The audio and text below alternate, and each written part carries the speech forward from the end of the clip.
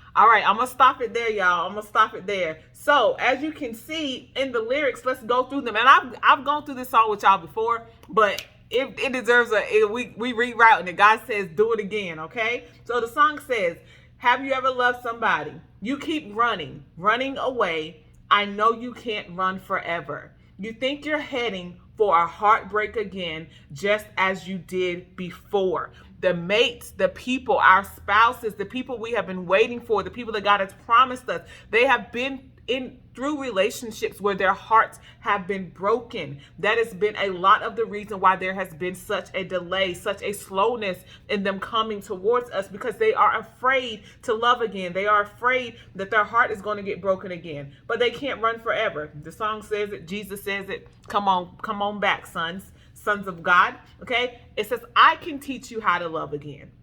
If you just trust in me, I can show you things you never ever seen. You don't know how much you're missing.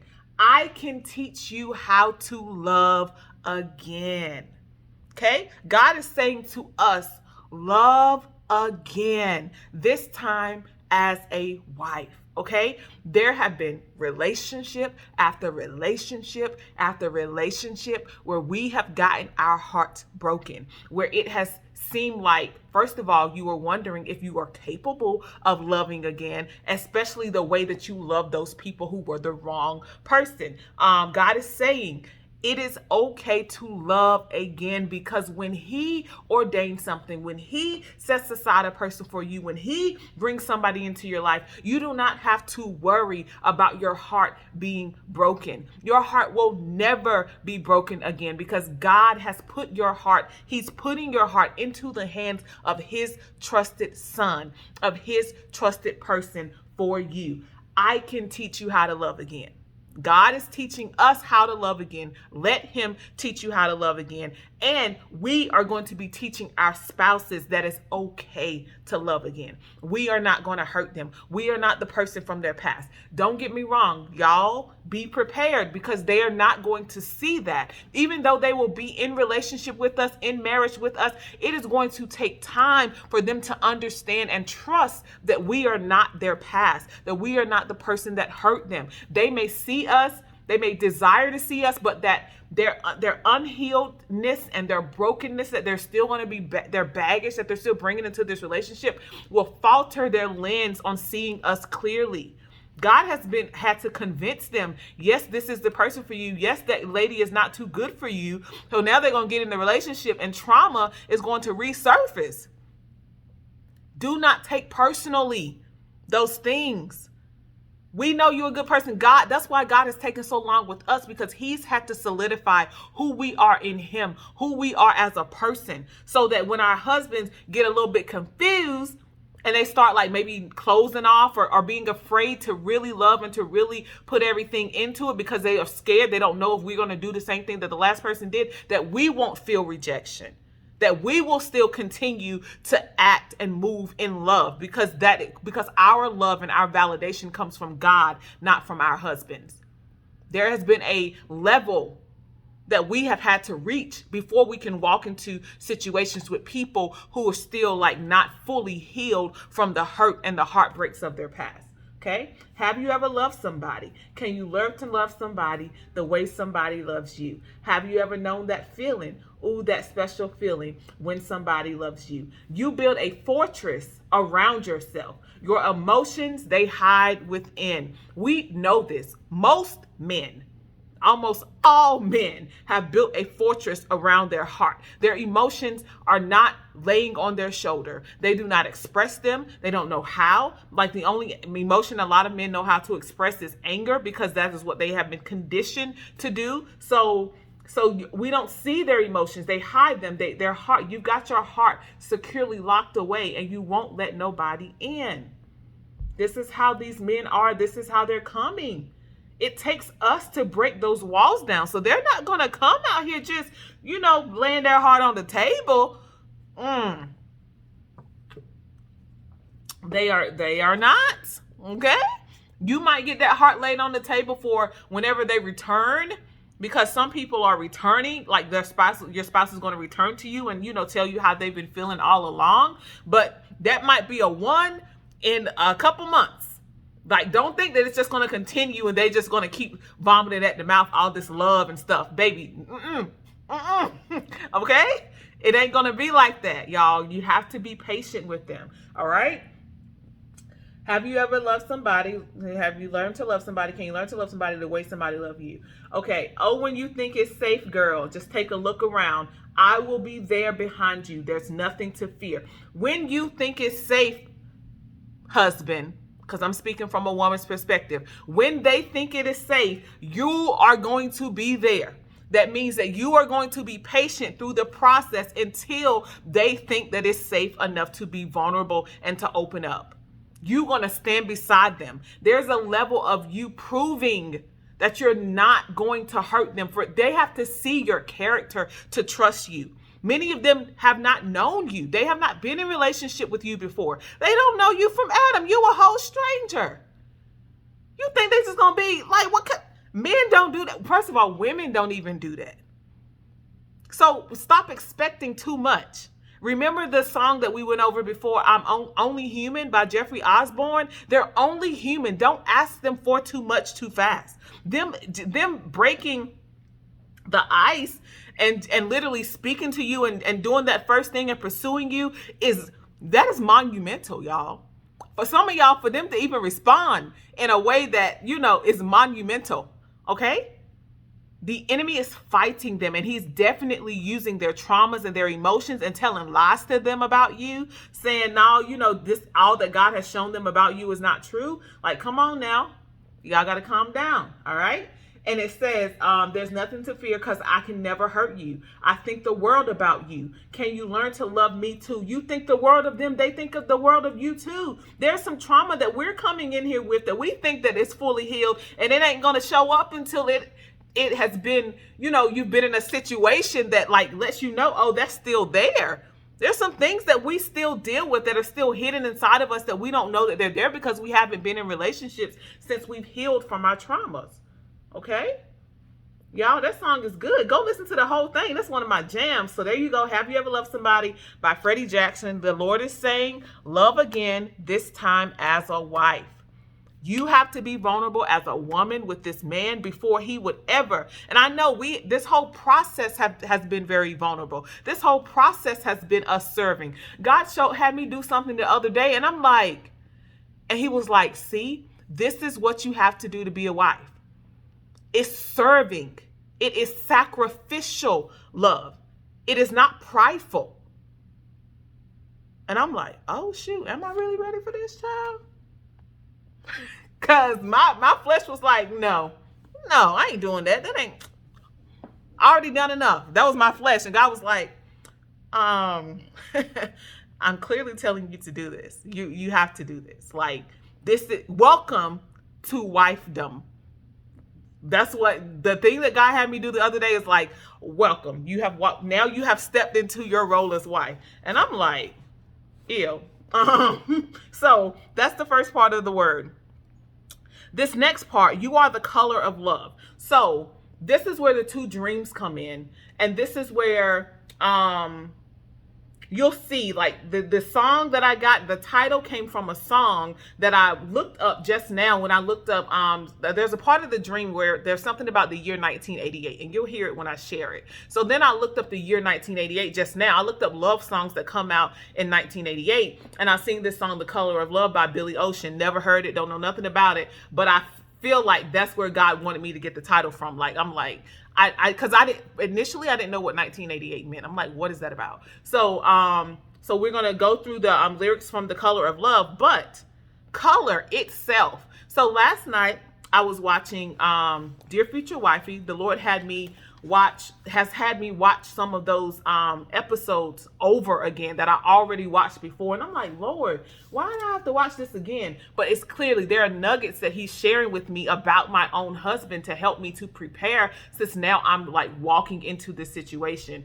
So anyway, the episode last night, it was a guy, I can't remember his name, but anyway, he's up there and he was talking about his daughter, and he was talking about something about asking his daughter, does she want to be a princess, or is she a princess? And his daughter had said, what I want to be, I can't be. And she was saying that because she's a darker skinned girl and she had never seen any princesses that look like her. Okay. So she was saying, I can't be a princess, which is what I want to be, because there's no princesses that look like me. All right. So I'm like, all right. Okay.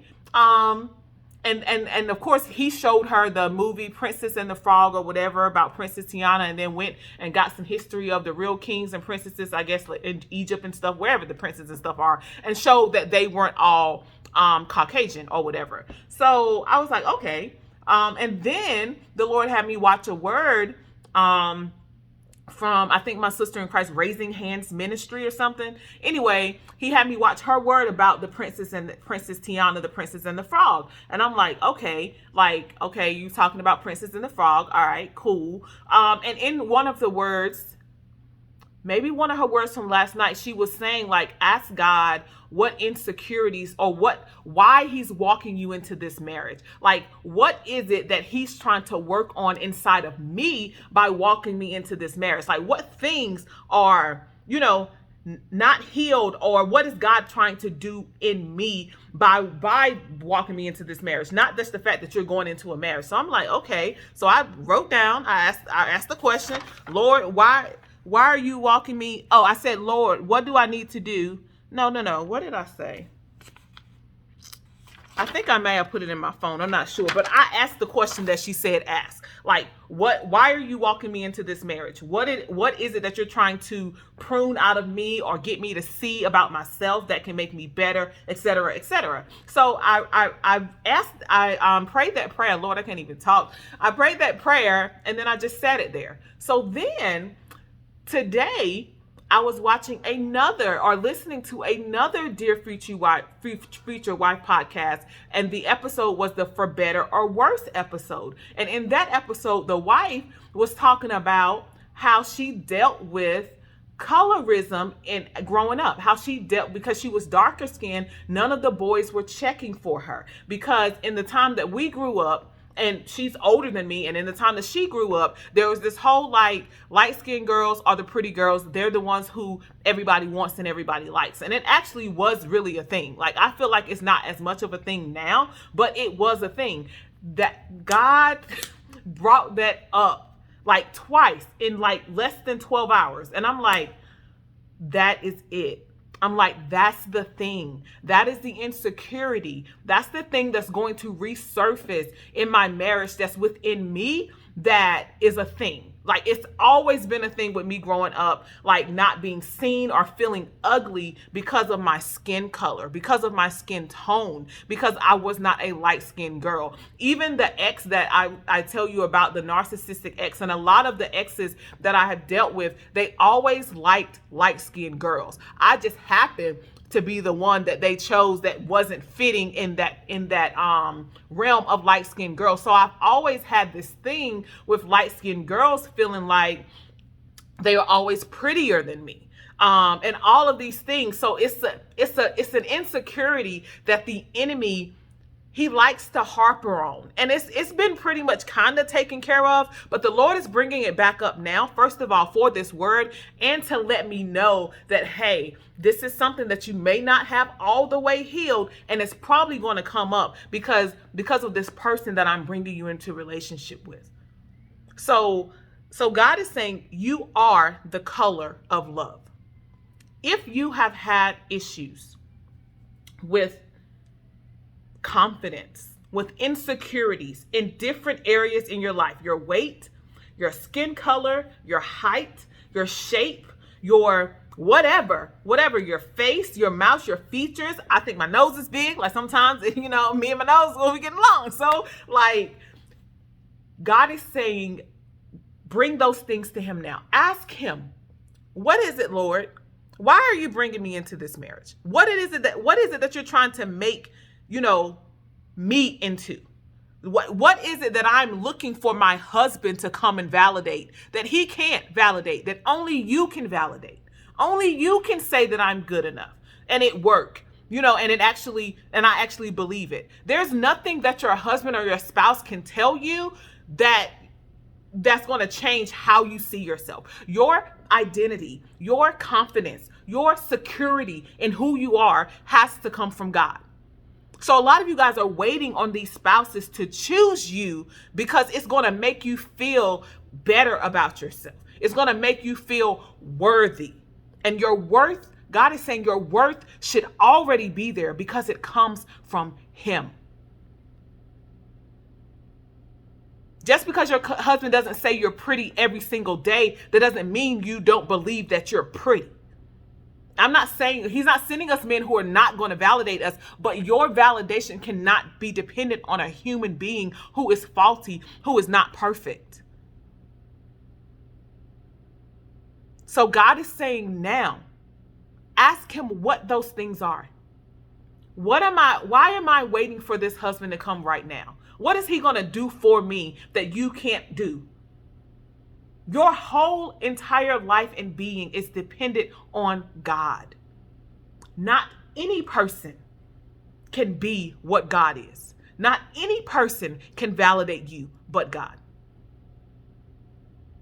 He doesn't want us walking into these marriages looking for our husbands to fix something about us or validate something about us or, heal some insecurity about us, because that's God's job. Okay? So, The Color of Love. Here's the song. If I had to paint a picture to show the world how true love can really be, I would use the brightest colors to create a vision of harmony. It would be a reality, because it's only what's inside of my heart. You would see I've always loved you right from the very start. Tell me, what is the color of love? What do you see? Is it warm? Is it tender? When you think of me, I'll see the color of love. When I'm thinking of you as a picture-perfect painting of a love forever true. The colors of the rainbow turn gray whenever you're so far away. It changes like the seasons. You're the reason it happens that way. What you see are colors of emotion, reflecting that I feel deep inside. Now I'd like to take a look at emotions that you hide. Tell me, what is the color of love? What do you see? Is it warm? Is it tender? When you think of me, I'll see the color of love when I'm thinking of you as a picture-perfect painting of a love forever true. When your spouse looks at you, they see love. They see the perfect example of God's love for them on earth in human form. They don't see your insecurities. They don't see your skin tone. They don't see your cellulite on your thighs. They don't see your nose that's a little bit bigger than some other people. They don't see the things that you are insecure about. They see love.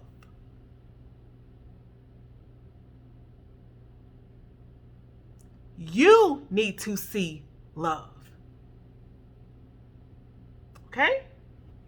Now, let's get into these dreams, because these dreams is going to bring it all together, okay? So here's dream one. The first dream I had on April 6th, all right? So here's the dream. The promise had come to pass. I put 3 exclamation points, y'all, because good gracious, finally we having a dream where the promise had come to pass. My husband was with me in a bed of some sort, and I was asking him questions trying to get to know him. He was asking me questions too. I was asking his favorites. Then I'd ask him how he was born in 1988, but then graduated the same year as me, and he was like he had gotten held back in some grade in school. This is where the 1988 came from. This is what led me to look for the songs in 1988. This is when I found the song The Color of Love, okay, by Billy Ocean, okay? My husband was not born in 1988, so mind your business. I'd also ask him about his favorite subject in school and his favorite music. Then he got up, and I was still in this bed. And I asked his pet peeve, and it was something about women who begin to be insecure or threatened by other women. Then I rolled my eyes like, oh Lord, it's finna be a lot of females who are gonna have a problem with this. At some point in the combo, it hit me that this was no longer a dream. Like God's promise actually had come to pass and we were together for the first time. So then we continue getting to know each other and I ask him about music. So then he steps out for a second and a band of some sort is about to come and play. And my cousin Andy came in and was setting up his keyboard maybe. It was weird because I had just literally text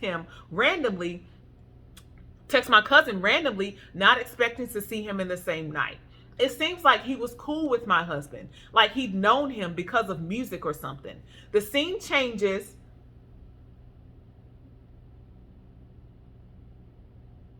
The scene changes to my parents' dining room, and now my sister Christy is there in the background.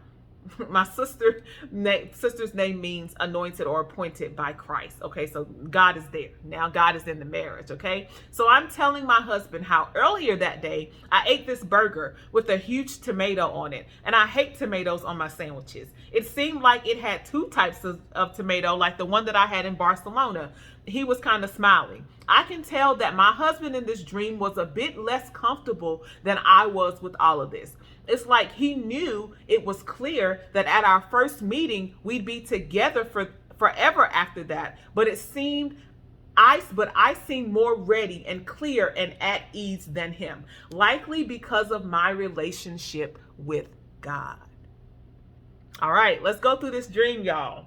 So me and my husband, we in this bed. I'm asking him about his life, how you do all of this, whatever. And then he tells me his pet peeve is women who begin to be insecure or threatened by other women. That is his pet peeve. That is the pet peeve, the turn off for your husband. Okay? This is why God has made you secure. This is why it is important to have yourself together and secure in who God created you to be, the body that he gave you, the face that he gave you, the skin tone that he gave you before you walk into this marriage, because these men do not like women who are not secure. Men are attracted to confident women, okay? We already know that our husbands are men of valor that other women want. Some of them are surrounded by a lot of women friends, okay? He ain't checking for them, but those women are checking for him. You cannot walk into this marriage feeling threatened by other women. If you know who you are, if you're confident in who God called you to be, in whatever body he gave you and whatever you're walking into this marriage with, you have to live in that. That is now who you are. The insecurities, the things about yourself from your past, you cannot come in and be like, oh Lord, he'll say you're beautiful. And then you say, but this. No, thank you.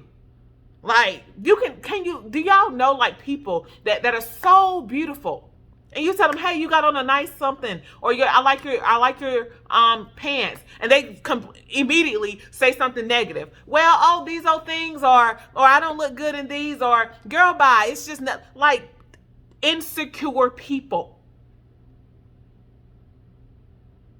Accept the compliment, move forward. Okay? Men do not like women who sit around and complain all the time. Oh, I'm fat. Oh, I'm this. Oh, I'm that. Well, get in the gym then and do something about it. Don't nobody got time to be hearing about you hating your skin and hating all of these things about yourself. And then you're not doing anything about it. Men do not like that. Okay, that is insecurity and you lazy.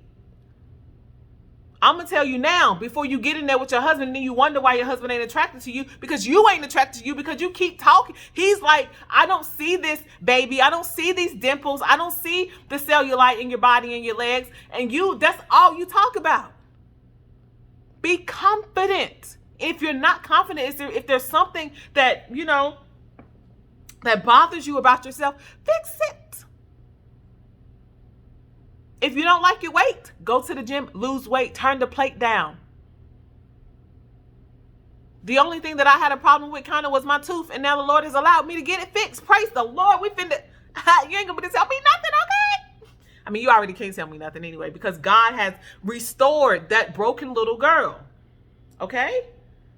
So he's saying, look, don't go into these marriages with all this stuff, women. This is why it's taking so long. And y'all are so busy looking at the man and waiting for the husband that you're not like involving yourself and watching podcasts and watching things so that you can do the therapy on yourself. Allow God to do the therapy on you so that you see yourself how he sees you, and not through the lens of trauma, not through the lens of hurt, not through the lens of what your parents said or what somebody said that hurt your feelings, not through the lens of this fake smoke screen of social media where people don't even look like their real selves.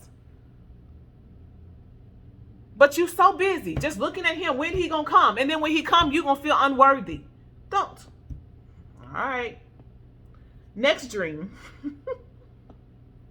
Next dream. In this dream I had on April 10th.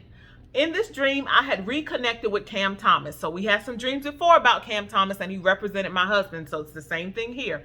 Something about me being on a big boat. But I thought I needed to go down to a smaller boat to do something. And I was afraid because it seems that the waters were rough and there wasn't a clear, safe way to get to the small boat. There were some white men there, Jesus, representing Jesus, okay? And I think he let me know that I wouldn't have to go to the small boat. Whoever was on it that needed me would come up to the big boat where I was. There was something in the dream about Cam Thomas, I guess deciding that he wanted to be back with me. I don't know. We were talking, and he was talking about maybe what he wanted differently from the relationship this time. I don't know, but whatever it was, it didn't alarm me. I was ready, and I could do it.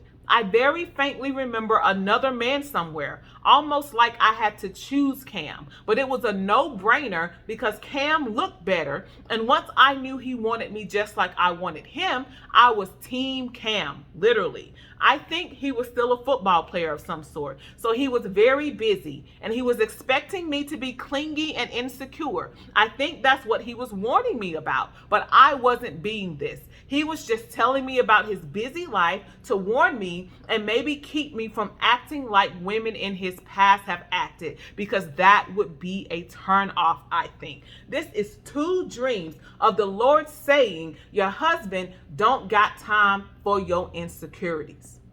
The ones that God is trying to heal now that you're ignoring because you're so busy looking at somebody else. And God is saying, ma'am, I need to work on this in you first.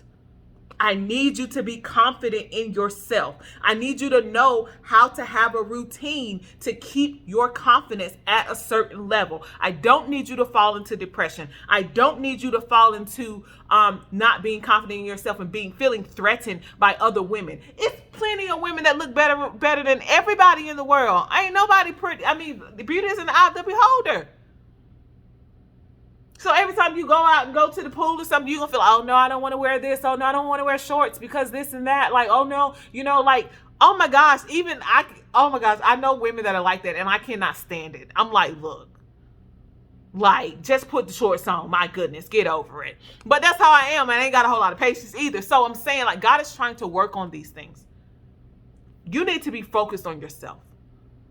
You need to be focused on the work that God is trying to do into you, because like we said, Cam in this dream was still a football player, still famous, still a man of stature. Like the Proverbs 31 man, they knew him in the gates. What is it? They knew him in the city. Your man is well known. You don't have time for no not confident woman who can't stand on her own 2 feet.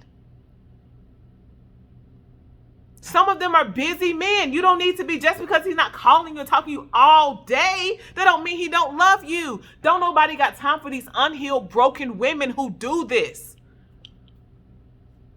Your man is going to call you. He's going to show you attention. But some of you guys are unhealed. So you need a unhealthy level of attention, of validation, that somebody loves you or somebody sees you. And that's from brokenness. God is not going to send you into a marriage like that. So you may be your own holdup. Okay? Let's see. I think the Lord's told me to go back to this other dream. Somebody was cool with him because of music.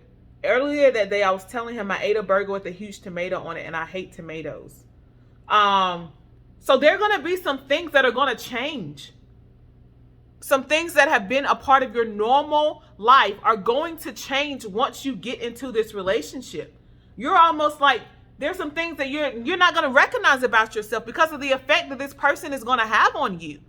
Be open.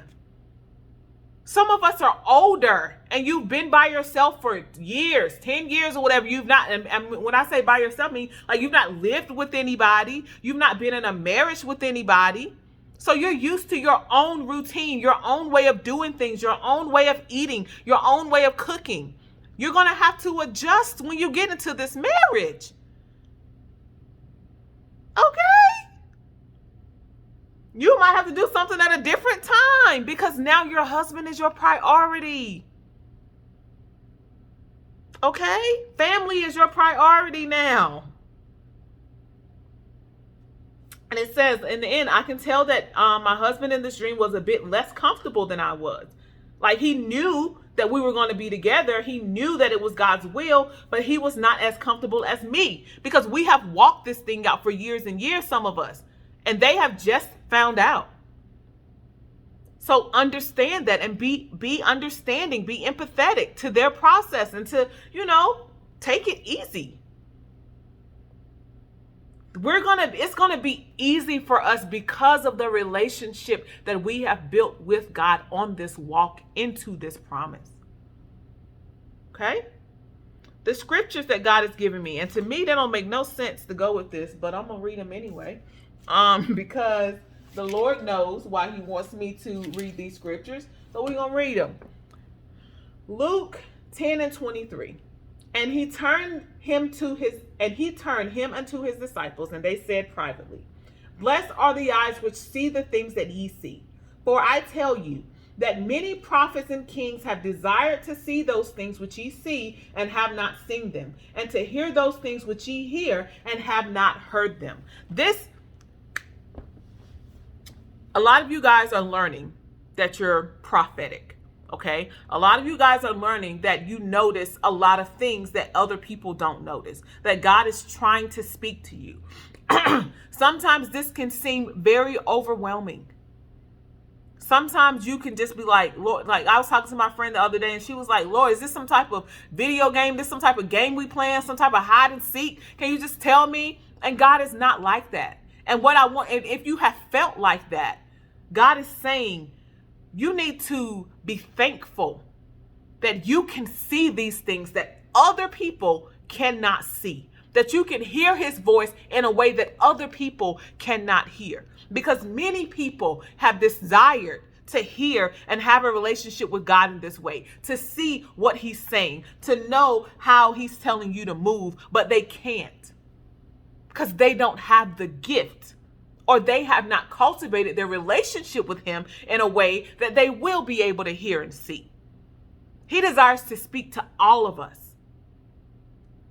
So even though it's overwhelming sometimes, just write down what you see and hear and let him reveal it. Do your work yourself. If it gives you a dream, try to figure it out. If you can't get it that day, just leave it. Don't get frustrated with God. Like, why are you talking to me in parables? Because that's how he want to talk. He can do what he want to do. Blessed are those who see the things that you see, because there are many people that desire to see what you see and they don't. A lot of us prophets, we assume that everyone sees everything like us and paying attention to stuff like us. And then you start talking to somebody like who's not a prophet or who's not, with Christ, and they don't see nothing. And you're like, am I crazy? No, because they don't have the relationship with you. It's different. Everybody does not see what we see. Everybody doesn't get dreams. Everybody's not able to interpret the dream. So in your frustration, understand that you are chosen and you are blessed. There are many people who wish they had the ability to see and hear God like you do. All right. The next scripture, Luke 11:13. Like I said, these scriptures must just be for somebody because I'm like, what? Luke 11:13. If a son shall ask bread of any of you that is a father, will he, Luke 11:11 through 13. If a son shall ask bread of any of you that is a father, will he give him a stone? Or if he ask a fish, will he for a fish give him a serpent? Or if he shall ask an egg, will he offer him a scorpion? If ye then, being evil, know how to give good gifts unto your children, how much more shall your heavenly Father give the Holy Spirit to them that ask him? If you know how to give your children good gifts, your mama a good present, your father a good present, earthly, how much more will our heavenly Father give us? These marriages, these people that God is sending us, that God says we are worthy of stewarding, that we are worthy of covering, that we are worthy of receiving love from, are his gift to us. Nobody can take that away. You are worthy of this person because God said it. Don't get into this relationship, into this marriage, and allow the enemy to talk you out of what you have waited for by saying, you remember, you dark. He has to always date light-skinned girls. You're not worthy. He don't really like you. All these lies. You think he not finna come with this? Baby, oh my goodness. You really ain't ready. God gives good gifts. This spouse, this gift is a good gift. And you better act like it. You better act like you are worthy of this gift. Okay? All right. Last one, Galatians 6:9. And let us not be weary in well-doing, for in due season we shall reap if we faint not. I know it's been a journey. Don't get weary. Work on yourself. Ask God, what do I need to be paying attention about me? What is going to be something that's going to come up in my marriage, or that the enemy is going to try to bring up, that I need to be working on and healing from right now? God doesn't waste a minute. He doesn't waste a day, a year. So if you are still waiting, if you have not walked into the promise yet, there is something that he can be doing on you and in you. Do not grow weary, because in due season, 2023 is due season for many of us. You will reap if you don't faint, if you don't give up, if you don't throw in the towel. Pick the towel back up, sis. Because otherwise you about to faint. You about to miss the whole thing. It says if you will reap if you don't faint. All right? So that's the word. Love again. This time as a wife. You are the color of love. Do not allow the enemy to talk you out of what God has said you are worthy of. I love you guys, and I hope this video has encouraged you, and I will see you guys the next time God sends me back. Bye.